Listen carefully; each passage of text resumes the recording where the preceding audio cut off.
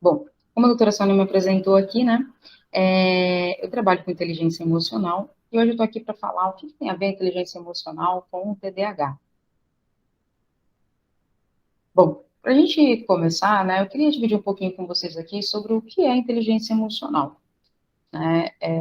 Eu que muitas pessoas já têm ouvido falar, já pode ter passado por algum processo, algum treinamento de inteligência emocional, mas caso não, né, a inteligência emocional é a compreensão, né, dos sentimentos de si mesmo e dos outros. Então,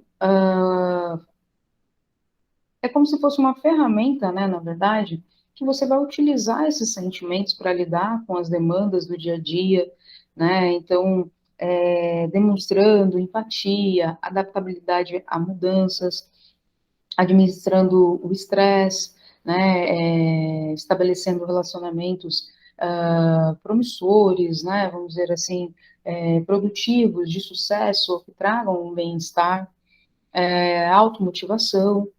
Então, na verdade, eu gosto de simplificar a inteligência emocional, né, no autoconhecimento, né, que a partir do momento em que você se conhece, você começa a utilizar, a trabalhar, né, com ferramentas de acordo com o seu funcionamento, né, para o seu bem, né, para que você tenha resultados positivos diante disso. Então, a inteligência emocional basicamente é isso, né, você utilizar o seu conhecimento, né, do seu autoconhecimento, para que você tenha resultados positivos, tenha ganhos aí. Então, a inteligência emocional ela é dividida em duas competências, que é a competência pessoal e a competência social. Competência pessoal, né, é a capacidade de conectar consigo mesmo, né, autoconsciência emocional, autoavaliação, o gerenciamento das suas emoções, né, adaptabilidade, otimismo, né, então isso são competências pessoais. E aí nós temos as competências social, que é a capacidade de se conectar com as outras pessoas, né? Então, trabalhando a inteligência emocional, né, tanto quanto as competências pessoais quanto sociais, né, você adquire aí habilidades, consegue até construir suas próprias ferramentas, né, de como gerenciar, trabalhar com o outro ou consigo mesmo, como eu disse, né? Então, aqui nas competências sociais, né, então você consegue trabalhar empatia, serviços, influência, liderança, gerenciamento de conflitos, trabalho em equipe, né? Então, tudo isso são resultados, né, de acordo com que você vem trabalhando sua inteligência emocional e com esses resultados você consegue ter aí, né, obter resultados também, né, positivos de acordo com que você vem se conhecendo, vem trabalhando e usando, né, essas habilidades.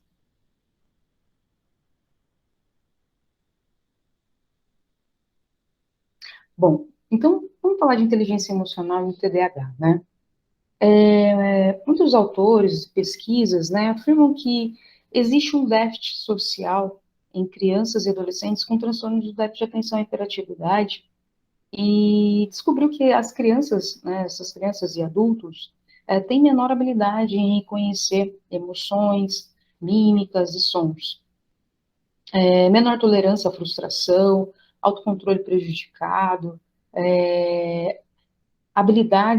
menor habilidades de reconhecimento, né, de reconhecer emoções do outro ou de si mesmo. E então eles sugerem, né, que um acréscimo de um novo sintoma central no diagnóstico de TDAH, que poderia identificar claramente como problemas de interação interpessoal, além do déficit de atenção, da hiperatividade, da impulsividade. E antes da gente falar mais um pouco sobre o TDAH, a inteligência emocional, eu queria dividir com vocês aqui, né, uma questão da pandemia, né, qual foi o impacto da pandemia com crianças, adultos, adolescentes, que são diagnosticados com TDAH.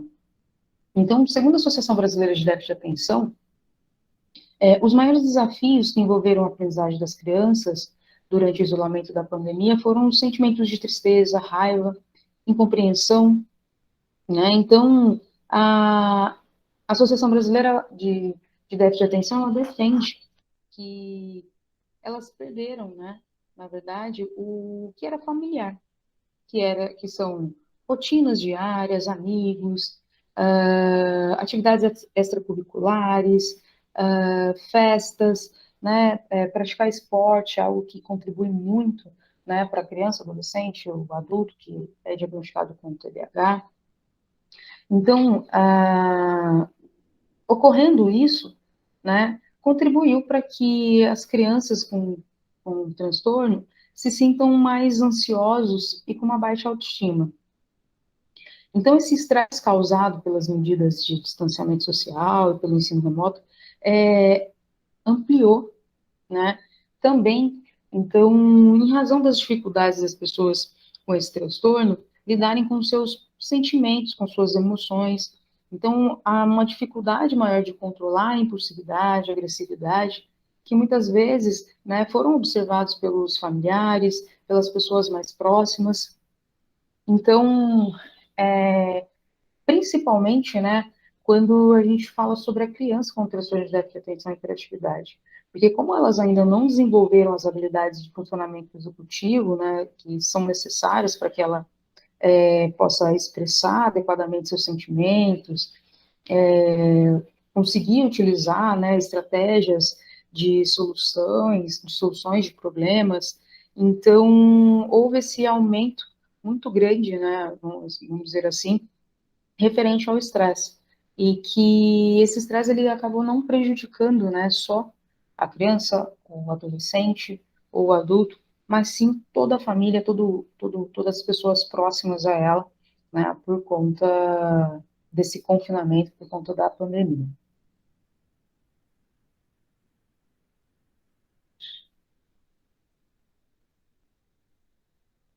Bom, e aí o impacto do TDAH, né, na inteligência emocional.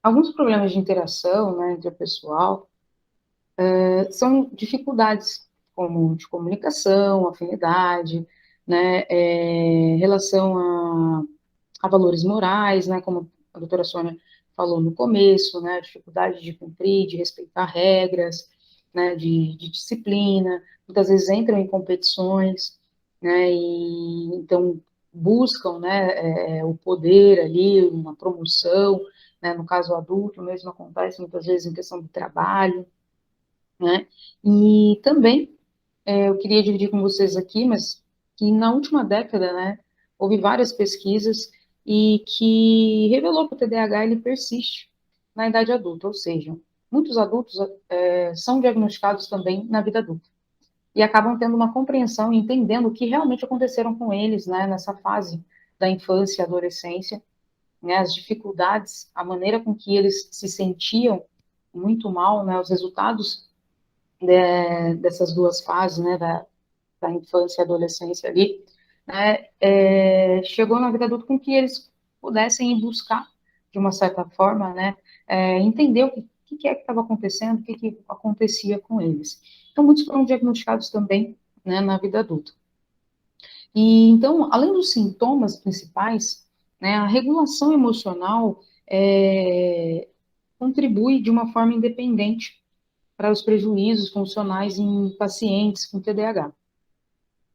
Então, nesse sentido, vários estudos relataram que a desregulação emocional, né, incluindo sintomas como baixa tolerância à frustração, como a gente falou bastante aqui, né, a questão da irritabilidade, essa facilidade de experienciar, se sentir, né, ter ali, de uma certa forma, experiências emocionais negativas, né, a labilidade emocional também, que é muito frequente em crianças, adolescentes e adultos, né? Então não difere assim os sintomas, né? Mas sim a maneira com que eles lidam, né, com os sintomas que a gente consegue fazer uma diferença entre a criança, o adolescente e o adulto.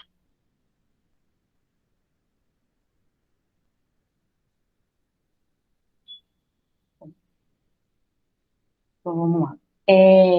Os problemas de reconhecimento de emoções, né, a tolerância, a frustração e autocontrole, causam esses desafios interpessoais, né? Então, essa regulação prejudicada, né, das respostas emocionais tem consequências sociais significativas para esses pacientes com TDAH. Então, algumas pesquisas, né, e alguns autores sugerem que a disfunção emocional deve ser considerada uma característica principal do TDAH.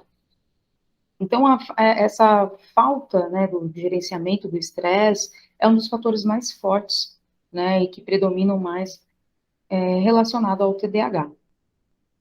Então, a regulação prejudicada das respostas emocionais, elas podem ser consideradas como um fator de aumento de riscos, né, como também a doutora Sônia falou no começo, né, de vícios, na verdade, vícios tecnológicos, de álcool, tabaco, drogas ilícitas.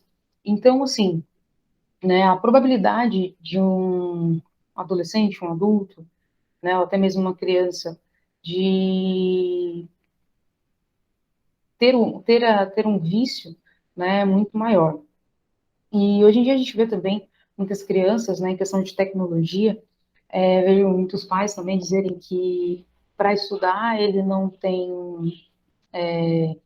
consegue, né, mas para ficar jogando ele é muito inteligente, ele é muito bom, né, então assim, isso vai de encontro, né, com que todas aqui falaram, né, a doutora Sônia, a Camila, a Andréia, falaram referente ao transtorno, que quando existe um interesse, né, quando essa criança, o adulto, o adolescente tem um interesse por algo, né, ele consegue focar, ele consegue aprender ali, né, até porque é de interesse dele.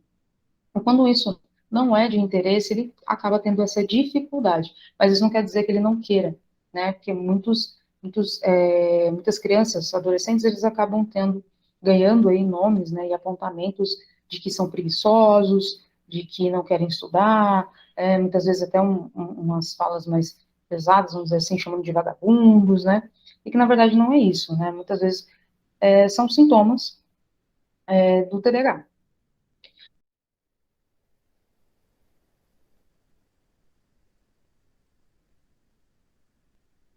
Bom, então vamos lá. Então, como que a gente pode falar sobre essa regulação emocional, né? O que que tem a ver, então? A regulação da emoção inclui todos os processos que desenvolvem ao longo do tempo, ou seja, o que está relacionado às diferentes emoções que a pessoa, a criança, né, a intensidade das emoções e como as emoções são vivenciadas e expressadas por elas. A principal função, né, da regulação emocional é moldar os estados emocionais para facilitar o comportamento adaptativo e direcionar um objetivo, direcionando, né, na verdade, a um objetivo e uma determinada situação. Então, aqui eu vou apresentar para vocês também, não sei se vocês já ouviram falar é, sobre o modelo modal, né, que propõe 5 tipos de estratégias de regulação emocional.